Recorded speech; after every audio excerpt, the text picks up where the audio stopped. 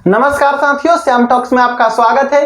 तो आज की वीडियो में हम लोग देखने वाले हैं ईसीसी सर्टिफिकेट कोर्स के बारे में, जिसमें आपको बताया गया है चैप्टर नंबर 14 का प्रश्न और उत्तर। इससे पहले की वीडियो में चैप्टर 13 का प्रश्न और उत्तर पूरा बता दिया गया है। अगर आप हमारे पुराने वीडियो नहीं देखे तो जाकर देख सकते हैं, जिसमें आपको बताया गया है बच्चों के खेलने की संबंधित उपकरण और इसके सामग्री के बारे में, इसके अलावा इसके रख रखाव के बारे में बताया गया है। और इसमें आपको साथ ही बताया गया है कि आप बच्चे को किस तरह से सिखा सकते हैं, अगर बच्चा को सिखाना है तो किस तरह से सिखाएंगे, बच्चा की क्या क्या जरूरतें होती है, इन सभी बातों को इसमें बताया गया है। तो चलिए देखते हैं वीडियो को। नमस्कार साथियों, श्याम टॉक्स में आपका स्वागत है। तो आज के वीडियो में हम लोग देखने वाले हैं ईसीसी कोर्स के बारे में, जिसमें आपको चैप्टर 13 तक बता दिया गया है। आज के वीडियो में देखने वाले हैं चैप्टर 14 का प्रश्न और उत्तर, जिसमें आपको बताया गया है, आप लोग यहां पर देख सकते हैं आपको क्या बताया गया है, जिसमें आपको बताया गया है कि ईसीसी क्या बताया गया है, ईसीसी उपकरण के बारे में। ईसीसी और शिक्षा केंद्र में उपकरण एवं सीखने की सामग्री यानी कि सामान, यानी कि ईसीसी उपकरण और उसमें सीखने के क्या क्या सामान हो सकते हैं, तो इसी सब के बारे में बताया गया, आप लोग यहाँ पर देख सकते हैं। चलिए देखते हैं। इसके अलावा आपको जो है इसमें क्वेश्चन और आंसर बताया गया है। क्या बताया गया है? क्वेश्चन और आंसर भी बताया गया है। तो चलिए देखते हैं क्या है क्वेश्चन और आंसर आपके लिए। तो आप लोग यहाँ पर देख रहे होंगे कि ऑब्जेक्टिव टाइप का प्रश्न है। क्या है? तो ऑब्जेक्टिव टाइप का प्रश्न है, आप लोग यहाँ पर देख पा रहे होंगे। ये कौन सा प्रश्न है? Objective type. ऑब्जेक्टिव टाइप का प्रश्न है, जिसमें क्या कहा गया है कि छोटे बच्चे सीखते हैं। तो क्या सीखते हैं? खेलों से, परिवेश के अवलोकन से, निरंतर अभ्यास से, यानी कि उपयुक्त सभी से सीखते हैं, यानी कि इन सभी से क्या करते हैं? तो छोटे बच्चे सीखते हैं। इसके यानी कि ऑप्शन नंबर घ आपका राइट आंसर होगा। चलिए देखते हैं अगले प्रश्न को। अगला प्रश्न कौन सा है? अगला प्रश्न आप लोग को दिख रहा होगा, यहाँ पर आप लोग देख सकते हैं अगला प्रश्न क्या है। तो अगला प्रश्न जो है, अगला प्रश्न झूले, फिसल पट्टियां, जंगल जिम इत्यादि है। तो ये सब क्या है? तो ये सब जो है क्या हो जाएगा? आउटडोर। आउटडोर का मतलब होता है बाहरी। क्या होता है? तो बाहरी उपकरण, यानी कि आउटडोर का मतलब बाहरी उपकरण। चलिए देखते हैं अगले प्रश्न को। इंडोर नहीं होगा। इंडोर का मतलब होता है जो अंदर रहने वाला उपकरण होता है, उसको इंडोर बोला जाता है। उसके बाद है ये भी नहीं होगा, इनमें से कोई भी नहीं, ये भी इसका आंसर नहीं होगा, यानी कि ऑप्शन नंबर ख आपका सही आंसर होगा। चलिए देखते हैं अगले प्रश्न को। अगला प्रश्न कौन सा है? अगला प्रश्न आप लोग को दिख रहा होगा। अगला प्रश्न आप लोग देख सकते हैं, यहाँ पर दिया गया है कि अगला प्रश्न आप लोग देख सकते हैं, यहाँ पर दिया गया है, क्या दिया गया है? अधिगम। अधिगम सामग्री सीखने की प्रक्रिया को बनाती है। तो क्या बनाती है? आनंदमयी बनाती है, सरल बनाती है, अस्थाई बनाती है। तो ये जो है उपयुक्त सभी होगा इसका राइट आंसर, यानी कि ऑप्शन नंबर घ आपका सही आंसर होगा। आपका सही आंसर क्या होगा? ऑप्शन नंबर घ। चलिए देखते हैं अगले प्रश्न को। अगला प्रश्न क्या है? तो अगला प्रश्न आप लोग देख पा रहे होंगे, अगला प्रश्न 4 नंबर आप लोग देख पा रहे होंगे। हमें सामग्रियों का चयन करते समय ध्यान देना या रखना चाहिए। किस चीज को ध्यान रखना चाहिए? तो अपनी आवश्यकताओं का, अपने बजट का, अपनी आवश्यकता एवं बजट दोनों का। तो किस चीज का ध्यान रखना चाहिए? अपनी आवश्यकता और बजट दोनों का, यानी कि आपका आंसर जो होगा ऑप्शन नंबर घ। ऑप्शन नंबर ग आपका राइट आंसर होगा। हमें दोनों चीजों की आवश्यकता और अपने बजट को भी क्या करना चाहिए? देखना चाहिए। आई होप कि आप लोग समझ रहे होंगे। इसके अलावा जो आपको क्वेश्चन दिख रहा होगा, यहाँ पर आप लोग देख सकते हैं भीतरी स्थान। क्या है? भीतरी स्थान में अधिगम सामग्री और उपकरण के भंडारण के लिए होना चाहिए। तो भीतरी स्थान में क्या होना चाहिए? अलमारियां होना चाहिए, रैक होना चाहिए, बक्से होना चाहिए। इसका राइट आंसर हो जाएगा उपयुक्त सभी होना चाहिए, यानी कि इनमें से सभी इसमें क्या होना चाहिए? होना चाहिए। अलमारी भी चाहिए, रैक भी चाहिए और बक्से भी चाहिए। ये अंदर, यानी कि अंदर रखने वाला उपकरण, ये सब हो गया।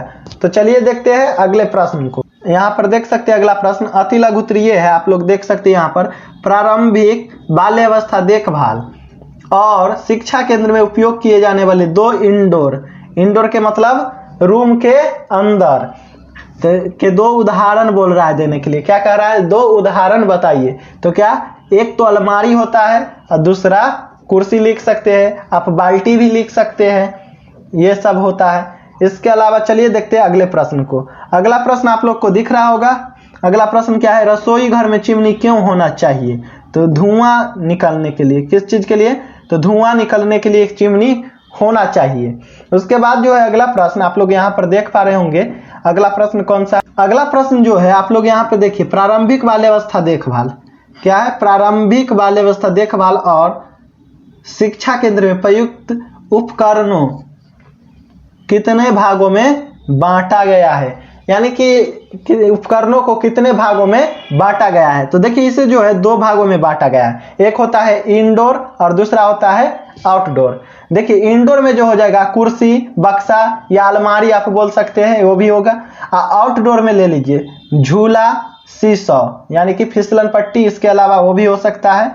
चलिए देखते हैं अगले प्रश्न को।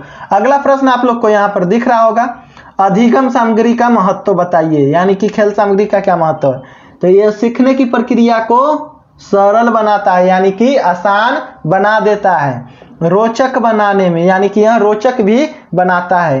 सीखने को अस्थायी, यानी कि बच्चा उसके द्वारा जो सीखेगा अधिगम सामग्री के द्वारा, इससे बच्चा क्या करेगा? इससे जो सीखेगा ये अस्थायी रहेगा बच्चा के अंदर, यानी कि बहुत दिनों तक उसको याद रहेगा।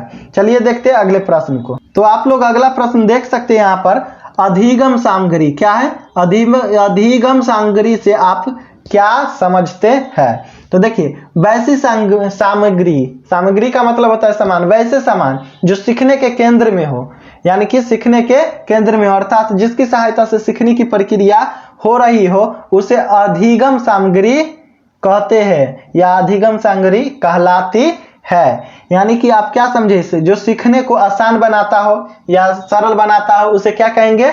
अधिगम सामग्री। यानी कि आप लोग समझ गए होंगे कि क्या होता है अधिगम सामग्री। चलिए देखते हैं अगले प्रश्न को।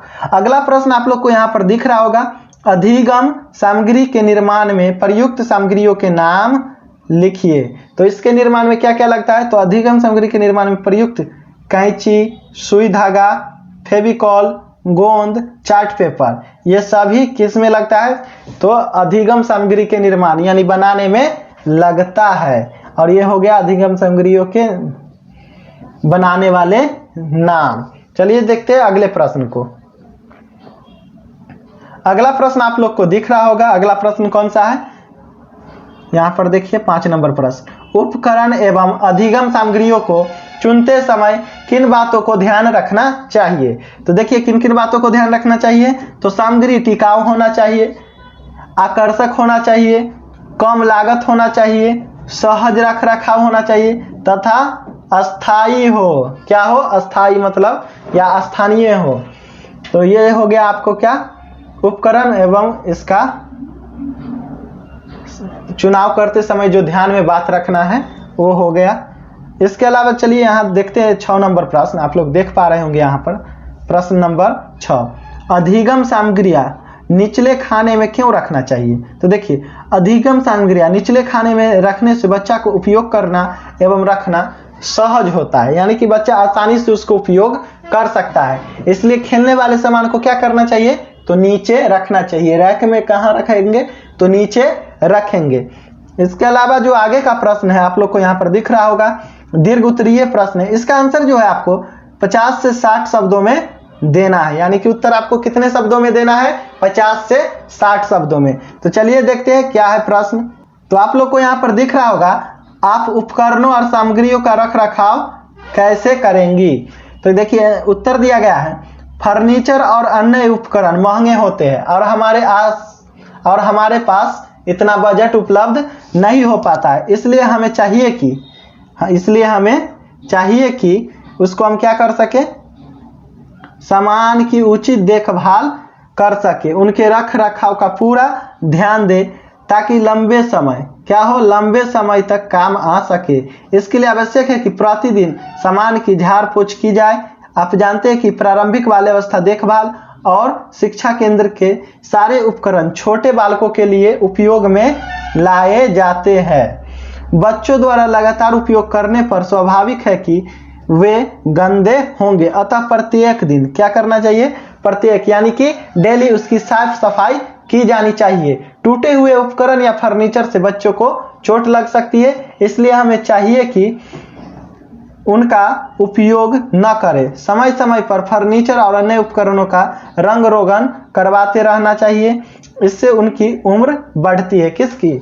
जो सामान है उसको रंग रोगन करवाएंगे तो क्या होगा, उसका वो ज़्यादा दिन तक टिकाऊ बना रहेगा।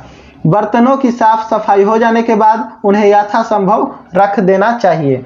अगर मिट्टी के बर्तनों को काम में लाया जाता है तो उचित समय पर उन्हें बदलते रहना चाहिए। बिजली के प्लग पॉइंट पर विशेष ध्यान देना चाहिए ताकि बच्चा उसमें जाकर उंगली ना घुसा या किसी अन्य वायर को न छू ले, इसलिए बिजली के प्लग पर भी हमें ध्यान देना चाहिए। इसके अलावा बच्चे बहुत ही नटखट होते हैं तो वो कहीं भी जा सकते हैं, यानी कि टूटे हुए चीज को भी हमें नहीं रखना चाहिए। इससे बच्चे को क्या हो सकता है, तो चोट लग सकती है। चलिए देखते हैं अगले प्रश्न को। अगला प्रश्न आप लोग देख पा रहे होंगे, प्रश्न नंबर 2 दीर्घोत्तरीय का। अधिगम सामग्री सीखने की प्रक्रिया में महत्वपूर्ण भूमिका निभाती है, कैसे?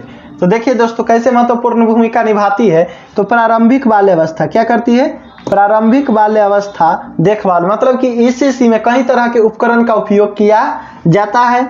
क्योंकि केंद्र में सीखने सिखाने की प्रक्रिया निरंतर चलती रहती है। केंद्र में क्या होती है, हमेशा सीखने सिखाने की प्रक्रिया चलती रहती है।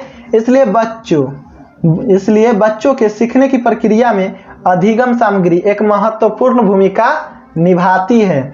सीखने की प्रक्रिया को आनंदमयी, सरल एवं स्थायी बनाती है। अधिगम सामग्री कक्षाओं को सुंदर आकर्षक रूप देती है। अधिगम सामग्री रहने से क्या होता है, कक्षा सुंदर और आकर्षक रूप लगता है तथा बच्चे हमेशा सीखने के लिए उत्सुक एवं तत्पर रहते हैं। कुछ प्रमुख अधिगम सामग्रियों के नाम या सामग्रियां निम्नलिखित है, जैसे कि कंकर, मूंगफली का छिलका, माचिस की तिलिया और डिब्बी, पुराना पेन। इसके अलावा आप देख सकते हैं यहाँ पर क्या है, फूल एवं पत्ती, विभिन्न प्रकार के अनाज एवं दालें, पिचकारी, पुराने कपड़े का कतरन, गीली मिट्टी, गोली यानी कि कंचा, मोजा, पपीते का ठंडल, रेत, ढक्कन, किसका, कोका कोला का। ये सभी बच्चों को क्या सीखने में महत्वपूर्ण भूमिका निभाती है। इसके अलावा धागे की खाली रील, नारियल का खोपरा। देखिए दोस्तों, अगला क्वेश्चन जो आप लोग को दिख रहा होगा, आप लोग यहाँ पर देख सकते हैं। अगला क्वेश्चन 3 नंबर, दीर्घोत्तरीय का 3 नंबर। इसका आंसर जो है आप लोगों को बनाकर बताना है। क्वेश्चन हम पढ़ के बता दे रहे हैं। आप इस बात का निर्णय कैसे करेंगे कि एक विशिष्ट सामग्री बच्चों को खेलने के लिए दिया जाना चाहिए या नहीं, इसका निर्णय आप कैसे करेंगे? तो इसका आंसर जो है आपको खुद से बनाकर देखना है। नहीं बनेगा तो आप लोग कमेंट कर सकते हैं कमेंट सेक्शन में जाके। चलिए देखते हैं अगले प्रश्न को। तो अगला प्रश्न आप लोग देख पा रहे होंगे, क्या है 4 नंबर प्रश्न, एक अच्छे केंद्र में कौन कौन सी सुविधा होनी चाहिए? तो देखिए, एक अच्छे केंद्र में निम्नलिखित सुविधाएं होनी चाहिए। तो आपको इसी तरह से एग्जाम में लिखना है। पहले इस टॉपिक को लिखिएगा, उसके बाद लाइन बाय लाइन इस सब को लिखना है। यानी कि आप पॉइंट बनाकर लिखते तो एग्जामिनर समझ जाता है कि लेखन जो है एक अच्छी शैली से है। देखिए तो क्या होगा इसमें, कमरे के अंदर का अर्थात भीतरी सफाई प्रत्येक दिन की जानी चाहिए। फर्नीचर और ताकतों, इसके अलावा रैकों को झाड़ पोछा करना चाहिए तथा शिक्षण सामग्री भी साफ कर लिया जाए तो अच्छा रहता है।